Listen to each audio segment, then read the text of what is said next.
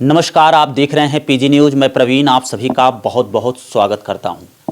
दोस्तों, फ्रेम में हमारे साथ आप जिसे देख रहे हैं ये 3-4 दिन पहले अध्यापिका थी और अभी आपको बता दें कि पीसीएस क्वालिफाई करके खादी ग्रामोद्योग में मैनेजर पोस्ट पे चयन हो गया है। और ये अपने आप में बहुत बड़ी बात है।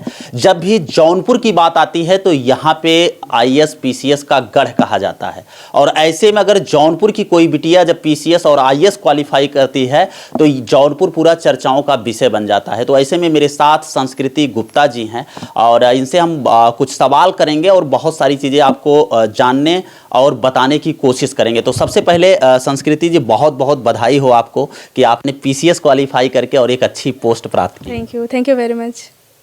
तो सबसे पहले अगर हम सवाल की शुरुआत करें तो ये बताइए कि आप अध्यापिका थी, पढ़ा रही थी प्राथमिक विद्यालय में, लेकिन जो ये पीसीएस की जर्नी आपकी रही तो तैयारी आप कैसी करती थी? क्योंकि बहुत सारे दर्शक देख रहे हैं, हो सकता है कि बहुत सारे लोग पीसीएस की तैयारी कर रहे हों। अगर वो आपसे कुछ मोटिवेशन होना चाहें तो क्या कहना चाहेंगे? पहले तो अभी भी मैं अध्यापिका हूँ जब तक यहाँ से अभी तो सेवानिवृत्त नहीं हुई हूँ। और बाकी स्कूल से आने के पश्चात जो भी समय मिलता था जितना भी, उसमें मैं पढ़ाई करती थी। बाकी गुरुजनों का सहयोग बहुत अधिक रहा, परिवार का सहयोग बहुत अधिक रहा, जिसके दम पर यह संभव हो पाया है। सबसे बड़ा श्रेय किसको देना चाहेंगे? इस सफलता का सबसे बड़ा श्रेय किसको देंगे? ईश्वर को देना चाहूँगी उनके बिना कहाँ कुछ संभव है। बाकी माताजी पिताजी का तो आशीर्वाद है। अच्छा, ये बताइए कि शुरुआत से आपका रुझान था पीसीएस की तरफ कि बीच में आपने मूड बनाया? नहीं, बचपन से ही मेरा रुझान था। हाँ, बचपन से ही रुझान पीसीएस जी जी, बिल्कुल बिल्कुल। अच्छा, ये बताइए कि आपका क्वालिफिकेशन क्या है, क्या क्या आप पढ़ाई की हैं, ग्रेजुएशन से लेके थोड़ा दर्शकों को बताएं। बहुत सारे लोगों के मन में ये सवाल रहता है कि मेरा ये सब्जेक्ट अच्छा नहीं है, हम सिविल सर्विसेज में नहीं जा सकते हैं, तो ऐसे लोगों को आप थोड़ा सा। मेरा ग्रेजुएशन हुआ था, बीए किया था मैंने, और सब्जेक्ट मेरे थे ज्योग्राफी, पॉलिटिकल साइंस और हिंदी। लास्ट ईयर में 2 सब्जेक्ट लेने होते हैं तो पॉलिटिकल साइंस और ज्योग्राफी मैंने लिया था।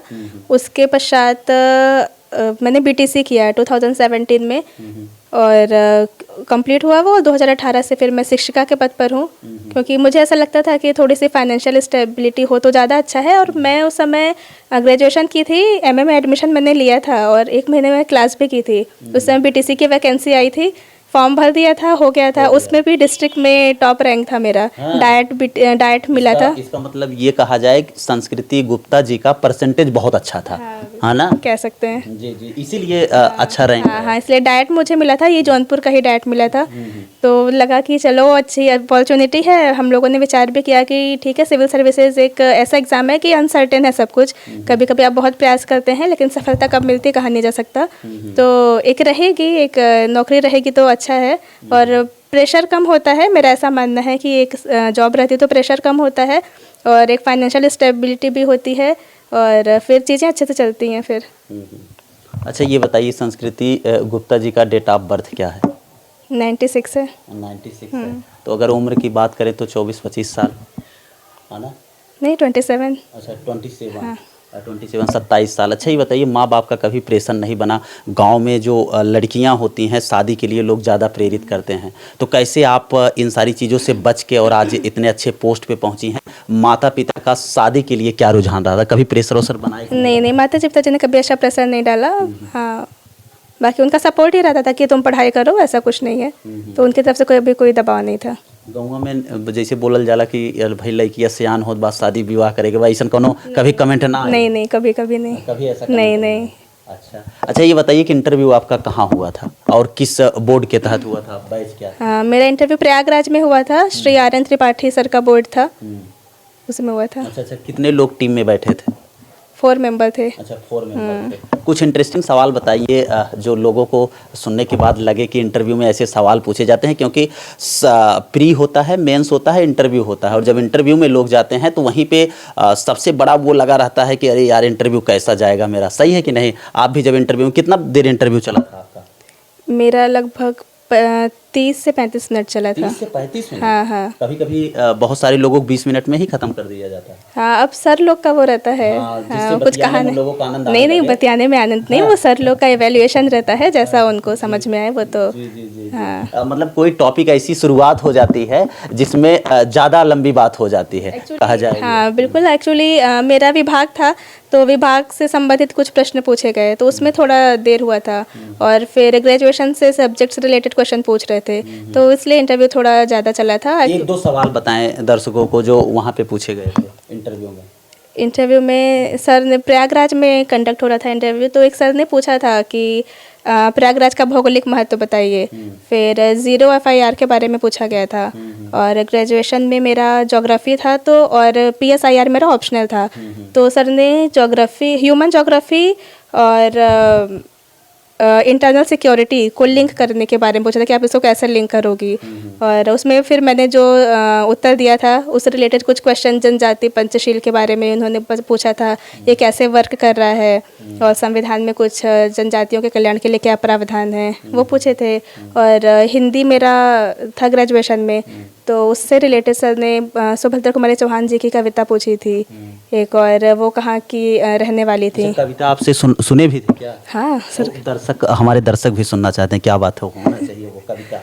देखिए, इंटरव्यू में संस्कृति गुप्ता जी से जो कविता पूछा गया था वो कविता हम आपको सुनवा रहे हैं। मित्रों, आपसे बता दें कि कभी भी इंटरव्यू में आपसे ऐसे ऐसे सवाल पूछ दिए जाते हैं जो कभी आप कल्पना नहीं करते हैं। सही है कि नहीं? इंटरव्यू मतलब कुछ भी पूछ सकते हैं। नहीं, ऐसा नहीं है, वो सवाल तार्किक ही रहते हैं। हाँ, अक्सर यूट्यूब पे ऐसे भ्रांतियां फैलाई जाती हैं कि कुछ भी पूछते हैं, लेकिन ऐसा नहीं है। सर बोर्ड बहुत ही कॉर्डियल होता है और आपका बहुत ही सपोर्ट करता है। आप जैसे ही अंदर एंट्री करते हैं वो आपको एकदम रिलैक्स करते हैं, एकदम, मतलब आप जब रिलैक्स हो जाते हैं तब वो इंटरव्यू लेना शुरू करते हैं, और बिल्कुल डरने की जरूरत नहीं, बहुत अधिक आपको रिलैक्स करते हैं वो। अच्छा, आपको डर लग रहे थे कि नहीं जब इंटरव्यू में बैठे? फर्स्ट टाइम तो बहुत ज़्यादा लग रहा था, लेकिन जैसे मैंने इंटर किया तो श्री RN त्रिपाठी सर थे, बोले कि आओ बेटा बैठो, ठीक है सब, पानी पियोगी? मैंने बोला नहीं सर। बोले रिलैक्स हो? हम कहे यस सर। तो बोले स्टार्ट करें। तो बहुत ज़्यादा सपोर्ट करते हैं इंटरव्यू में, ऐसा कुछ नहीं है, सभी लोग का बोर्ड बहुत अच्छा होता है, बहुत कॉर्डियल होता है। जी जी, वो कविता होना चाहिए संस्कृति में, क्या है?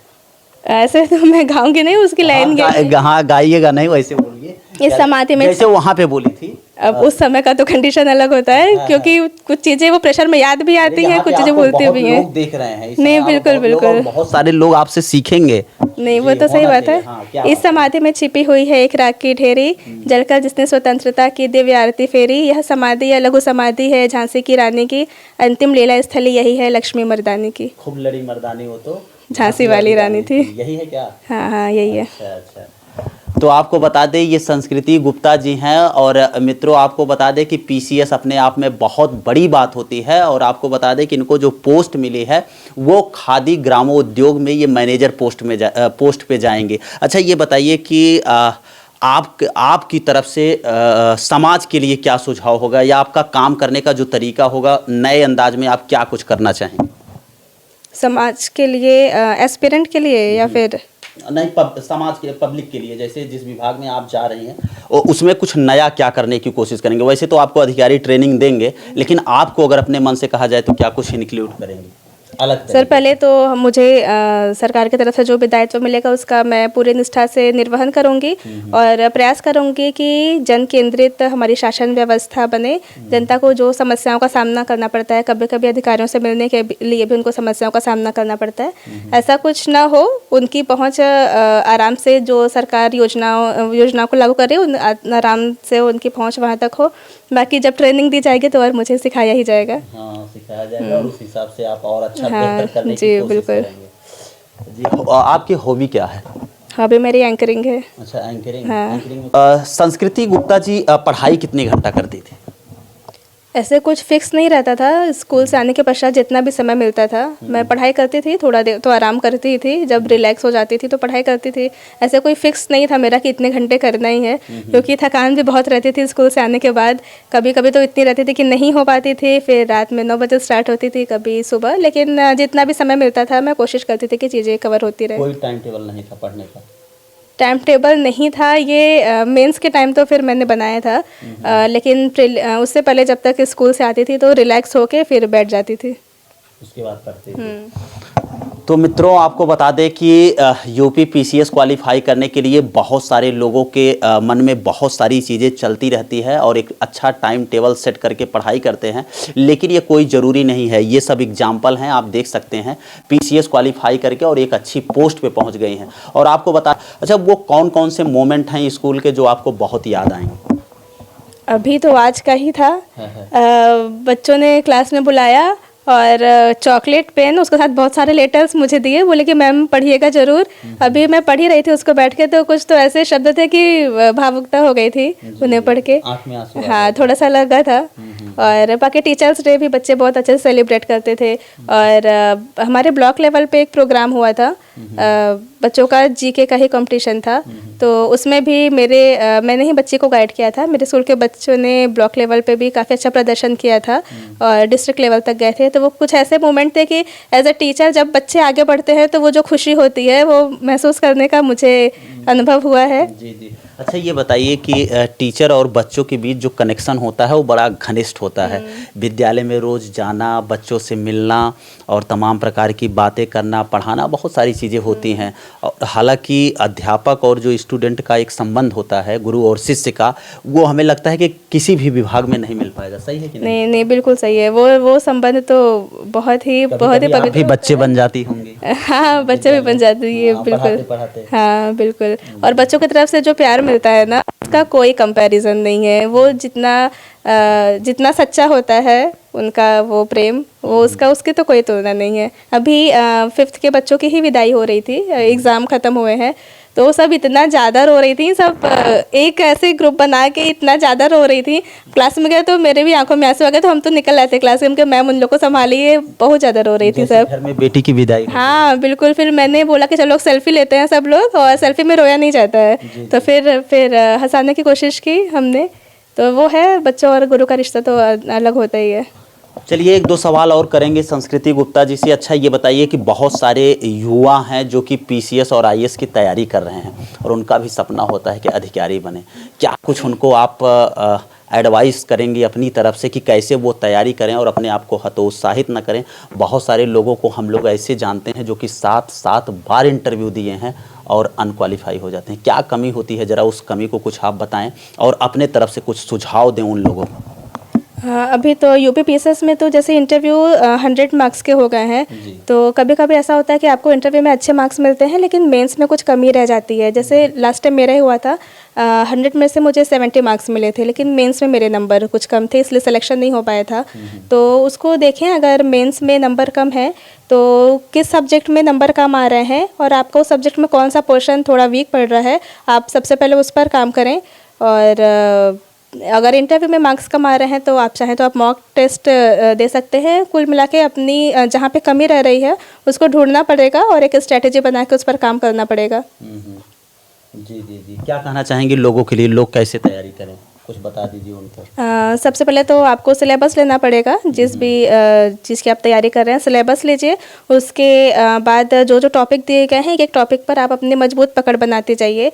और न्यूज़पेपर अगर आप पढ़ रहे हैं तो आप न्यूज़ जब पढ़ते हैं तो लगता है कि अच्छा ये कंटेंट है, हम इस सब्जेक्ट में उसको यूज़ कर सकते हैं, तो आप उसी समय एक जगह नोट कर लीजिए। उसके बाद आपने जो मेंस की नोट्स बनाई हो वहाँ पर उसे में नोट करते जाएं। साइड में एक जगह रखनी चाहिए कि मुझे कोई भी नया न्यूज़ मिलेगा या कोई भी नई रिपोर्ट मिलेगी जो इस चीज़ से संबंधित, इस टॉपिक से संबंधित है, तो वहाँ पर नोट करते जाएँ। तो ये फिर मेंस में काफ़ी अधिक फ़ायदेमंद रहता है, क्योंकि अगर हम कोई डेटा देते हैं या करंट का कोई उदाहरण देते हैं तो मुझे लगता है एग्ज़ाम में प्रभावित होते हैं उससे। जी जी। अच्छा ये बताइए कि रिजल्ट देखने के बाद जब सबसे पहले आप अपना नाम 9वीं लिस्ट पे देखा तो क्या महसूस कर रहे थे उस समय, फर्स्ट फीलिंग क्या था? हाँ, मैंने देखा रिज़ल्ट आया तो मैं सर्च कर रही थी, रोल नंबर ही मैंने डाला, फिर देखा, हम कह रहे हो गया बस यही था। फिर मैंने दीदी को कॉल किया तुरंत, सबसे पहले दीदी। हाँ, दीदी को कॉल किया, हम कह रहे दीदी हो गया। तो मतलब उस दिन रिज़ल्ट आ रहा था तो बहुत ज़्यादा परेशान थी। सुबह से हो रहा था अच्छा आ रहा है नहीं आएगा, कोई कह रहा था कि मंडे को आएगा, तो सभी बच्चे परेशान थे। ग्रुप भी हमारा था, उस पर भी डिस्कशन हो रहा था। तो थोड़ी देर बाद जब PDF आई, हम लोगों ने डाउनलोड किया, तो लग रहा था पता नहीं होगा कि नहीं होगा तो कैसे संभालेंगे अपने आप को। तो फिर जब डाला मैंने, रोल नंबर हुआ, तो ये था कि अरे हो गया, ये तो मेरा ही है, मेरा है ना। फिर सबसे पहले मैं गई, अपना एडमिट कार्ड निकाली और फिर से हाँ मतलब ये मिस्टेक ना हो कि कोई और संस्कृति गुप्ता तो नहीं है। तो रोल नंबर मैंने पहले मैच किया, फिर दीदी को कॉल किया, पे दीदी हो गया। तो पहले हम लोग हंसे भी, रोए भी बहुत ज़्यादा, और हाँ रोए भी बहुत ज़्यादा। फिर हम कहे अच्छा हम पहले एडमिट कार्ड आपको भेज रहे हैं, आप मैच करो ना कि मेरा सही है कि नहीं, हम गलत तो नहीं देख रहे हैं। तो फिर यही था। फिर माता जी को भी बताया, हम ऊपर ही रिजल्ट देखे थे, माता जी नीचे थी। तो मैंने सोचा कि देखते हैं। हाँ माता जी को बताया, दीदी कॉल पे थे, फिर हम पिताजी दुकान पे थे, मामा जी को कॉल किए, कॉन्फ्रेंस पे रहे सब लोग, फिर ऐसे धीरे धीरे हुआ। हाँ आपको बता दें मित्रों, ये होती है सफलता। और इनके लिए बस 2 लाइन कहना है संस्कृति गुप्ता के लिए कि पीछे मुड़कर क्या देखे हो, आगे बढ़ता चल, सफलता तेरे चरण चूमेगी, आज नहीं तो कल, आज नहीं तो कल। मम्मी जी हैं, जरा इनसे भी बात कर लें। मम्मी जी बहुत बहुत स्वागत है, आपके बिटिया अधिकारी बन गई बा, कैसन लागत है? अच्छा लागत बा। अच्छा लागत बा। अच्छा, जब सुनलू है कि बिटिया हमारे सिलेक्शन हो गई बा, तब कैसन लागो? इस बात ठीक लगा। घरी कितना लोग अइले बधाई उधाई दे खातिर? अरे बहुत ज़्यादा लोग आए। बहुत ज़्यादा लोग आ गए हैं, एकदम परेशान हो गई होंगी मिठाई खिलाते खिलाते। सही बात है ना? नहीं, मिठाई खिलाते खिलाते नहीं परेशान हो गए, स्वागत करने में अच्छा लगा कि सब लोग आ रहे हैं। अच्छा ये बतावा, माता जी के कभों ये सोचत रहो हमार बिटिया अधिकारी बन जाए, पढ़ावत रहो जब? अरे काहे नहीं सोचते थे, हमारे परिवार में तो बहुत से अधिकारी हुए थे, देखे थे पहले से। इनके मौसा जी PCS का परीक्षा दिए थे, सेल टैक्स कमिश्नर थे। इनके मामा जी भी तैयारी कर रहे थे, तो इसे सब लोग को देखे अच्छा, थे। पहले से ही घर में शिक्षा का माहौल था। हाँ, लेकिन ये पता रहल कि ना कि हमार बिटिया अब की ना अधिकारी बनत बा? हाँ ये तो पता था कि बनेगी अधिकारी। बनेगी अधिकारी ना। अब का इच्छा बा? अब तो अधिकारी बन गए, अब इससे बड़ी अधिकारी क्या देखना चाहते हैं? ट्रिपल स्टार देखना चाहते हैं कि DSP देखना चाहते हैं कि SP देखना चाहते हैं कि DM देखना चाहते हैं? अब जो इसका लक्ष्य होगा वो अपना हासिल करे। हाँ। अब जो लक्ष्य होगा वो हासिल करे। ये माता जी हैं मित्रों, आपको बता दें कि माता जी वो बहुत खुश हैं। और संस्कृति गुप्ता जी को हम लोग दिखाने की कोशिश कर रहे थे, जो कि PCS क्वालिफाई करके एक अच्छे पोस्ट पर पहुंच चुकी हैं। हालांकि इस वीडियो पे आपकी क्या राय है, कमेंट राय में अपनी राय जरूर दीजिएगा। और इस वीडियो को ज़्यादा से ज़्यादा शेयर करके उन तमाम लोगों तक पहुँचाने की कृपा करिएगा कि जो इस वीडियो से कुछ सीख पाएँ। मिलते हैं फिर से एक नेक्स्ट वीडियो में और एक नई खबर के साथ। तब तक के लिए हमें दीजिए इजाज़त। जय हिंद, जय भारत।